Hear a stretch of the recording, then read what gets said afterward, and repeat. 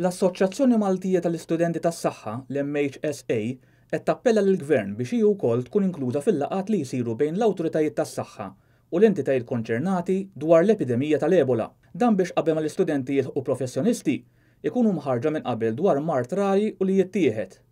L-uffiċjal edukattiv tal-MHSA Matthew Bonello f'kumment il dan l-istazzjon appella lill-Gvern biex jagħti każ tat-talba tagħhom.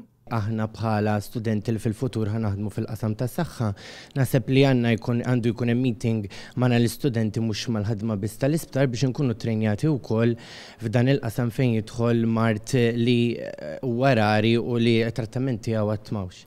Mistoqsi dwar jekk l-assoċjazzjoni hix informata bl-screening tal-immigranti li jidħlu f'pajjiżna, Matthew Bonello wieġeb fin-negattiv u żied li f'din iċ-ċirkostanza partikolari u aspetti oħrajn relatati mal-Ebola.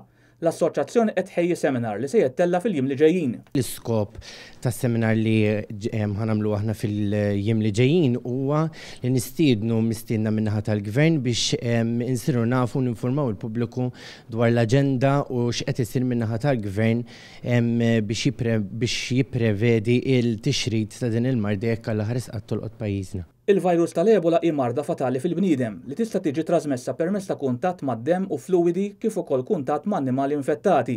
Il-marda qerrida feġġet f'pajjiżi tal-Afrika ċentrali u tal-Punent, fosthom il-Ginea, Sierra Leone, in-Niġerja u l-Liberja. Is-sintomi tagħha jibdew jumejn sa tliet ġimgħat wara li wieħed jinħakem il-virus u dawn jinkludu deni u ġieħ fil-grismejn u ġieħ fil-muskoli u ġieħ ta' ras. Sussegwentament dawn is-sintomi jiġu segwiti b'rimettar, diarea u rex mal-ġisem bi problemi fil-fwiet u fil-kliwi. Matul dan iż-żmien in-nies milquta minn din il-marda jistgħu jiżvinaw kemm internament kif ukoll esternament. Matthew Bonello qal il-miżuri preventivi huma dawk applikati normalment, jiġifieri l-ħasil frekwenti tal-idejn u li wieħed jevita l-kuntatt ma' nies suspettati li għandhom din il-marda. Sa nofsa wissu aktar minn 2100 każ suspettat inkluż kważi 1500 mewta ġew rappurtati lill-Organizzazzjoni Dinjija tas-Saħħa. Is-seminar li qed tħejji l-Assoċjazzjoni Maltija tal-Istudenti tas-Saħħa li se jsir fil-ġimgħat li ġejjin se jiffoka fuq il-perikli mill-marda tal-Ebola.